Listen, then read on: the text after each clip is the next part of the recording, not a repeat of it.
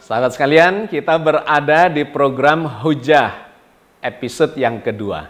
Ini adalah program baru di tahun 2025 di mana kita akan memfokuskan kajian-kajian dalam program ini terkait dengan narasi-narasi yang menghujat atau memprovokasi akidah keislaman. Kita melihat di berbagai platform, baik itu di YouTube, di TikTok, di Instagram, dan sebagainya, muncul channel-channel yang melakukan provokasi-provokasi terhadap akidah keislaman itu. Nah, program ini kita khususkan untuk menjawab, memberikan perbandingan kajian terhadap narasi-narasi itu, karena mereka mengidentifikasikan dirinya atau mengatasnamakan pendekatan ilmiah. Kita akan menggunakan platform yang sama bahwa kajian ini adalah berbasis pada pemikiran atau metodologi secara ilmiah yang logis, yang rasional, yang analitik, bahkan mengikuti metodologi yang diajarkan secara ilmiah. Di episode yang lalu kita telah membahas satu kasus yang muncul dari channel Forbidden Question, di mana channel itu banyak sekali membangun narasi dan provokasi terhadap pemikiran-pemikiran atau akidah keislaman. Di episode yang lalu kita mengambil satu topik yang disampaikan di dalam Forbidden Question terkait dengan ketauhidan. Judulnya adalah, Tuhan itu kan nggak ada, kenapa jadi ada sih?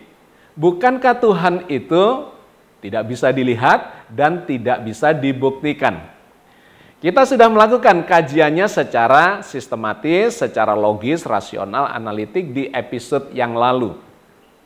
Poin pentingnya adalah bahwa statement Tuhan itu tidak ada, kemudian dikaitkan dengan kan tidak bisa dilihat, itu adalah argumentasi yang sangat lemah secara ilmiah. Dikarenakan secara ilmiah buktinya sangat banyak, bukti empiriknya bahwa sesuatu yang tidak bisa dilihat itu bukan berarti tidak ada. Jadi secara ilmiah kita bisa menyimpulkan statement bahwa Tuhan tidak ada dikaitkan dengan karena tidak bisa dilihat itu adalah salah, keliru, dan lemah secara ilmiah. Silakan detailnya dilihat di episode yang lalu. Di forum kajian kita atau di forum komentar kemudian muncul pertanyaan lanjutannya. Pak Agus, jangan mengambil cuma sepotong. Bukankah itu baru rumusan masalah, baru asumsi? Ya, justru kita akan melakukan kajiannya secara berseri, secara serial untuk mendapatkan kefahaman yang holistik, yang utuh. Kita tidak akan melewatkan bagian demi bagian dari narasi yang dibangun, diprovokasikan untuk menghujat atau memprovokasi pemikiran atau keyakinan akidah keislaman itu. Poin pertama sudah kita jawab di episode yang lalu bahwa tidak bisa dikatakan Tuhan tidak ada dikarenakan tidak terlihat. Nah, yang kedua kemudian disampaikan juga di narasi itu bahwa argumentasinya adalah karena tidak bisa dibuktikan, maka Tuhan itu tidak ada. Mari kita kaji, kita cermati secara logika ilmiah juga. Bahwa statement Tuhan tidak ada dikaitkan dengan tidak bisa dibuktikan, itu adalah logical fallacy, kesalahan berlogika. Di mana letak kesalahannya? Sahabat sekalian, di bagian pertama kalimatnya adalah Tuhan itu tidak ada karena tidak bisa dibuktikan. Maka kesimpulan atau kesan persepsi kita yang pertama sesungguhnya dia telah membuat statement yang membangun kesimpulan. Tuhan tidak ada. Itu adalah kesimpulan. Penyebabnya adalah karena tidak dibuktikan atau tidak bisa dibuktikan. Secara ilmiah ini adalah kesalahan berpikir. Kenapa? Karena banyak sekali peristiwa ilmiah yang tidak bisa dibuktikan, tetapi tidak bisa disimpulkan bahwa itu tidak ada. Kenapa? Dikarenakan tidak bisa dibuktikan itu bukan berarti sudah final, bahwa itu memang tidak bisa dibuktikan.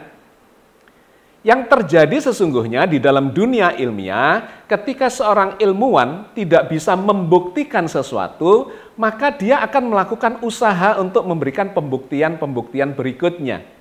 Dan selalu para ilmuwan itu berada pada sisi yang positif. Positive thinking, bahwa sesuatu yang tidak bisa dibuktikan itu maknanya adalah belum bisa dibuktikan. Maka ketika ini kemudian disimpulkan bahwa sesuatu yang tidak bisa dibuktikan atau belum bisa dibuktikan kemudian disimpulkan sebagai tidak ada, itu adalah kekeliruan logika. Saya kasih contoh dalam kehidupan sehari-hari yang sederhana, bahwa setiap kali seseorang melakukan klaim, membuat statement, maka dia harus bisa membuktikan klaimnya itu, sehingga bisa disimpulkan seperti kesimpulan klaimnya itu. Ketika seseorang mengatakan bahwa di depan rumah si A atau di halaman depan rumah si A tidak ada pohon mangga, maka dia ini harus bisa membuktikan bahwa memang di halamannya itu tidak ada pohon mangga. Ketika dia tidak bisa membuktikan bahwa di situ tidak ada pohon mangga, maka dia tidak boleh dong menyimpulkan bahwa di situ tidak ada pohon mangga. Sebagaimana seseorang yang mengatakan, mengklaim bahwa di halaman rumah itu ada pohon mangga, maka dia berkewajiban untuk menyampaikan, membuktikan bahwa memang di halaman rumah itu ada pohon mangga. Nah, kesalahan berpikir atau kesalahan logika dari kawan-kawan ateis itu adalah ketika dia menyimpulkan Tuhan tidak ada hanya dikarenakan tidak bisa dibuktikan atau belum bisa dibuktikan bahwa Tuhan itu ada.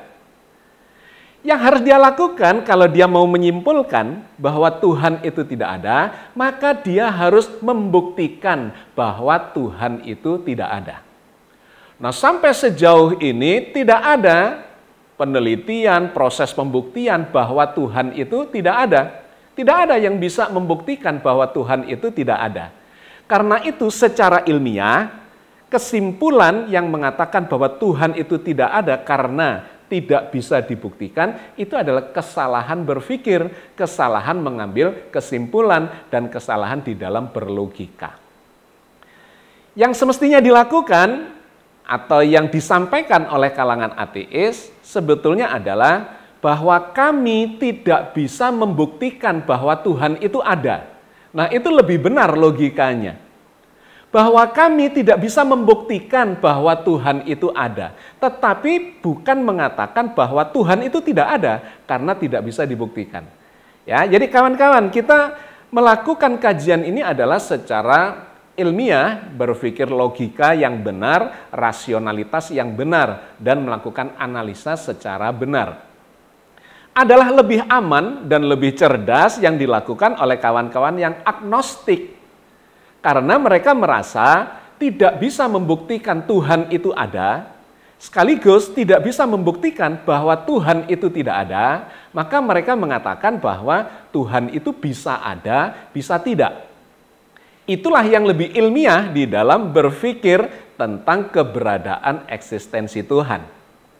Sedangkan di sisi yang berbeda dari kalangan ateis adalah kalangan beragama yang mengatakan bahwa Tuhan itu ada atau menyimpulkan Tuhan itu ada berdasarkan informasi wahyu yang diyakininya sebagai akidah. Dan dia mengambil posisi yang positif sebagaimana para ilmuwan mengambil sisi yang positif. Ketika para ilmuwan itu belum bisa membuktikan keberadaan sesuatu, dia tidak akan mengambil sisi negatifnya bahwa sesuatu itu tidak ada. Melainkan dia akan mengambil sisi positifnya bahwa sesuatu itu mungkin ada dan pada satu ketika dia akan bisa membuktikan keberadaannya. Sehingga membangun harapan secara positif ke masa depan. Itulah yang dipilih oleh kawan-kawan yang religius, yang memilih mempercayai akidah agamanya atau dalam konteks kita adalah akidah keislamannya bahwa Tuhan itu ada dengan segala macam informasi dari dalam Al-Quran dan ditunjukkan tanda-tandanya di alam semesta tentang keberadaan Tuhan itu. Ini akan kita bahas di episode yang berbeda. Kenapa orang-orang beragama, khususnya agama Islam, kemudian mengambil sikap atau mengambil keyakinan keberadaan Tuhan itu. Ini akan kita bahas di episode yang berbeda terkait dengan keyakinan umat Islam, kenapa umat Islam meyakini keberadaan Tuhannya. Lantas di forum kita ada yang mengatakan, Pak Agus, apa yang dikatakan di forbidden question terkait dengan Tuhan tidak ada, dikaitkan dengan tidak terlihat dan tidak bisa dibuktikan, itu kan baru rumusan masalah, itu bukan kesimpulan. Sahabat sekalian, kalau kita cermati kalimat-kalimat berikutnya yang disampaikan dalam narasi itu, maka itu sudah menunjukkan sebagai kesimpulan. Kenapa? Karena setelah itu dia mengikuti penjelasannya dengan kalimat begini. Tuhan itu sesungguhnya produk budaya ataukah produk imajinasi.